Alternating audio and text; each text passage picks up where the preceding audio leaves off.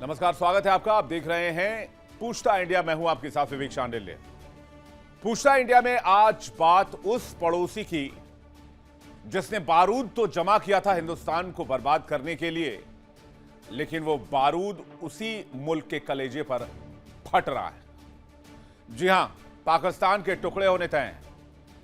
TTP का प्रचंड वार है और दूसरी तरफ बलूचों का प्रहार है और पाकिस्तान में हाहाकार है। फेल्ड सेना के फेल्ड मार्शल मुल्ला मुनीर की नातों की नींद उड़ी हुई है। रावलपिंडी से लेकर इस्लामाबाद तक बेचैनी है।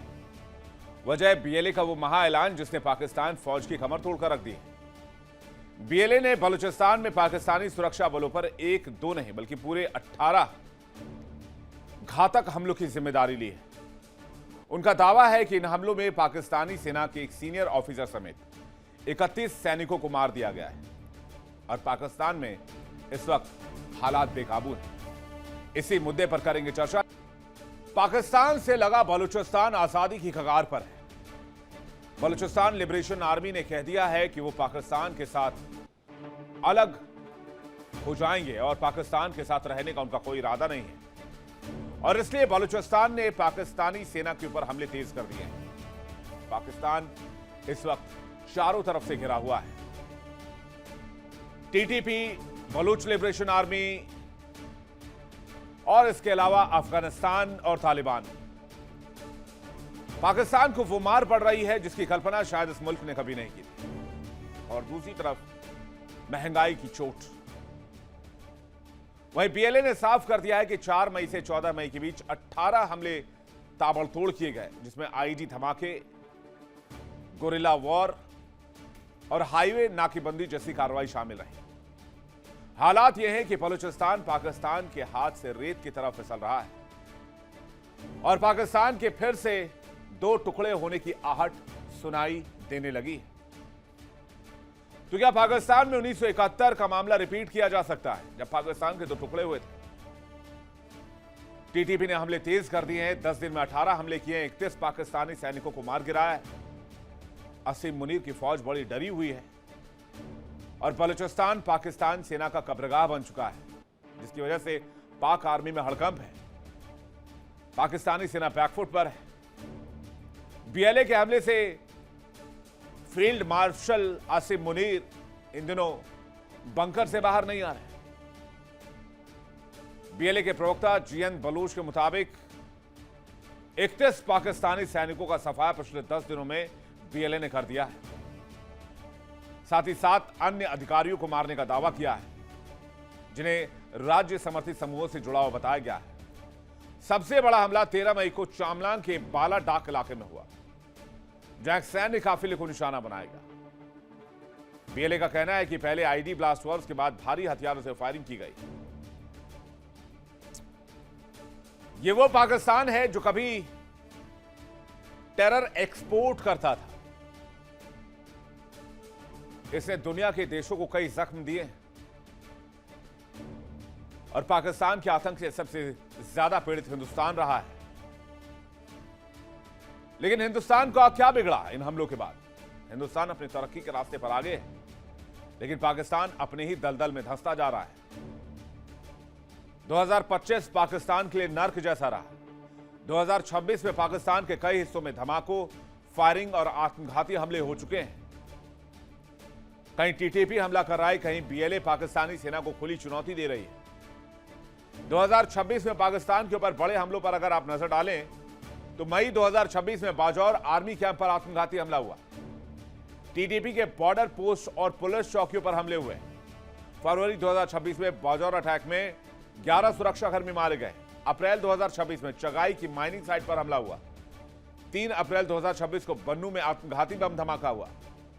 फरवरी 2026 में पाकिस्तान अफगान सीमा पर खुली जंग छिड़ गई। 12 जनवरी 2026 केपी यानी कि खैबर पख्तूनख्वा में पुलिस की गाड़ी पर हमला हुआ। हमले में 7 पुलिस अधिकारियों की मौत हुई। बलूचिस्तान का चामलांग इलाका खनिज संपदा से भरपूर माना जाता है। यहां पहले भी पाकिस्तानी सेना और खनन कंपनियों पर आजादी समर्थक समूह बलूच संगठनों ने कई हमले किए हैं। इसके अलावा सरमल और जरकैन इलाके में घंटों तक नाकेबंदी और चेकिंग अभियान चलाने का दावा भी सामने आया है। बीएलए का कहना है कि यह इलाका उनका है और ये अपने इलाके को लेकर रहेंगे। बीएलए अपने बयानों में इसे आंदोलन की ताकत बता रहा है, जबकि पाकिस्तान इन दावों की आधिकारिक पुष्टि नहीं कर रहा है। बीएलए का दावा है कि बलूचिस्तान अब पाकिस्तान के कब्जे से छूट रहा है और वो आजादी की कगार पर है, यानी पाकिस्तान एक बार फिर टूटेगा। लेकिन दिक्कत की बात सिर्फ बीएलए नहीं है। एक और संगठन पाकिस्तान के लिए नासूर बना हुआ है, जिसका नाम है टीटीपी। टीटीपी ने पाकिस्तान को ऐसा जख्म दिया है जिसका दर्द इस्लामाबाद से लेकर रावलपिंडी और लाहौर से लेकर कराची तक महसूस हो रहा है।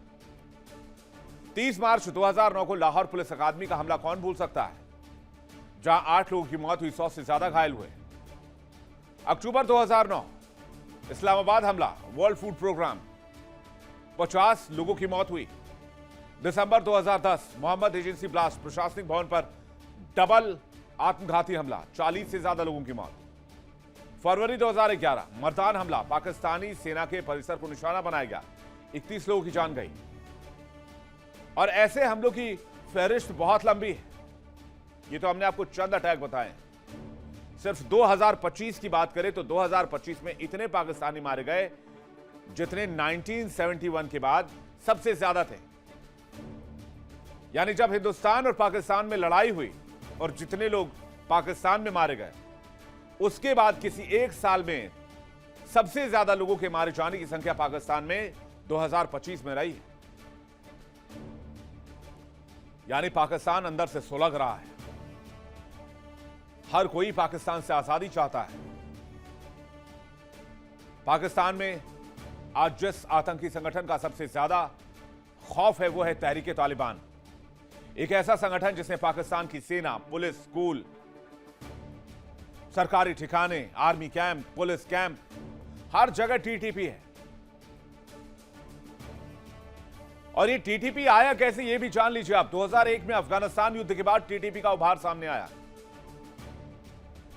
पाकिस्तान अफगान बॉर्डर पर आतंकियों का जमावड़ा, फाटा इलाके में कट्टरपंथी गुट मजबूत हुए और टीटीपी को बनाया पाकिस्तान ने था। 2007 में बैतुल्ला मसूद ने टीटीपी बनाई। कई आतंकी संगठनों को मिलाकर इसे बनाया गया।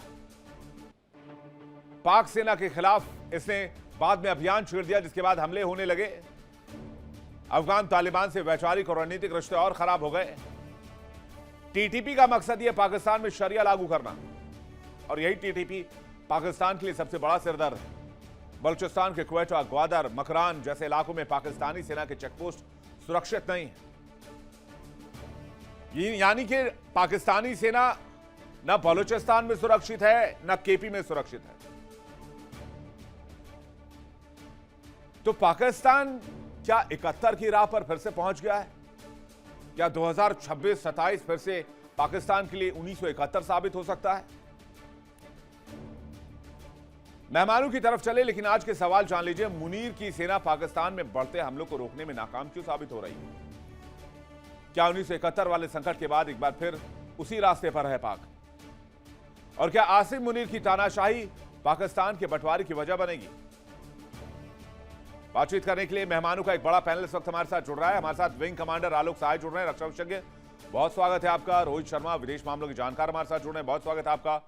डॉक्टर राजा कासिफ हमारे साथ जुड़ रहे हैं, जियोपॉलिटिकल एक्सपर्ट हैं, पाकिस्तान से लाइव इस वक्त, बहुत स्वागत है आपका। डॉक्टर सज्जाद बुखारी हमारे साथ जुड़ रहे हैं, पाकिस्तान से सीनियर जर्नलिस्ट, सीनियर एंकर।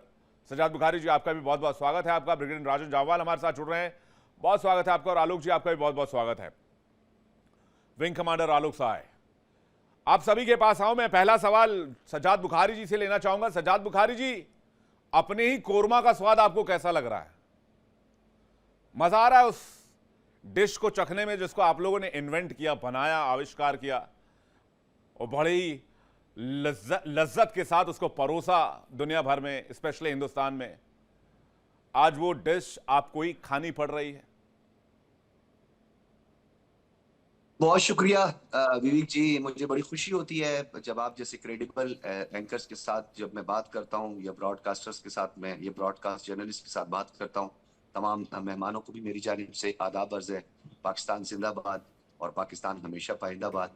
आपने अपने इंट्रो में और मुझसे आपने मुतादिद बार एक सवाल किया है, तो मैं आपके उस आपने जिस अ, उसका कोरमे का ज़िक्र किया, उस कोरमे का भी मैं जवाब देता हूँ। तो मुझे पहले ये पूछने की जसारत है, आप हमेशा मुझसे पूछते थे कि आपका हिज़्बुल मुजाहिदीन, लश्कर-ए-तैयबा, लश्कर-ए-जंगवी और इन सब के बारे में क्या ख़्याल है?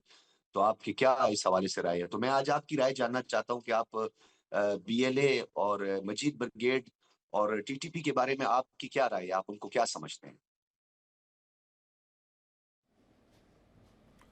जी भाई, जी, हमारे विवेक यहाँ तो जी। बीएलए नहीं है, हमारे यहाँ टीटीपी नहीं, तो मैं आपको कैसे अपनी राय बता सकता हूं भाई साहब।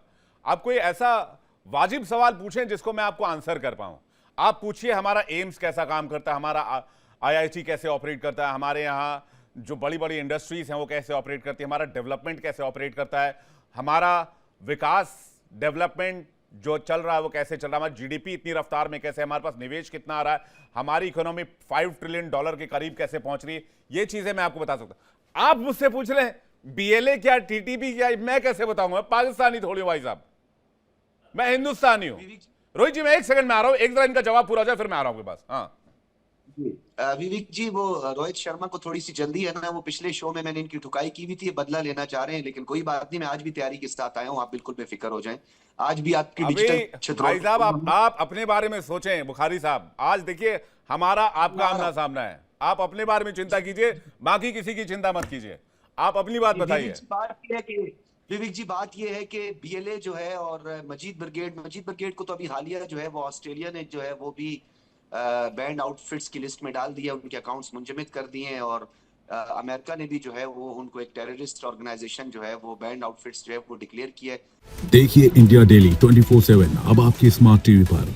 इंडिया डेली मौजूद है सभी डिजिटल प्लेटफॉर्म पर लाइव और लगातार। इंडिया डेली 24/7 हर दिन राष्ट्र को समर्पित।